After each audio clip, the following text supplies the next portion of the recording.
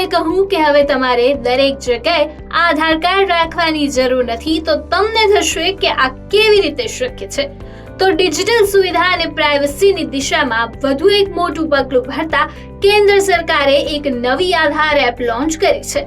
આ એપ યુઝરને તેમના આધાર વિગતો ડિજિટલી ચકાસવા અને શેર કરવાની મંજૂરી આપશે. આનાથી આધાર કાર્ડ રાખવાની કે તેની ફોટોકોપી સબમિટ કરાવવાની જરૂરિયાત દૂર થઈ જશે. કેન્દ્રીય ઇલેક્ટ્રોનિક્સ અને આઈટી મંત્રી અશ્વિની વૈષ્ણવે આ એપને સત્તાવાર રીતે રાષ્ટ્રીય રાજધાનીમાં લોન્ચ કરી હતી.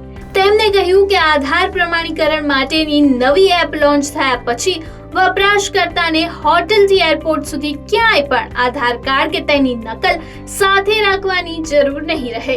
અહીં તમને જણાવી દઈએ કે આ એપ હાલ બીટા વર્ઝનમાં છે અને unique identification authority of India તેનું પરીક્ષણ કરી રહી છે.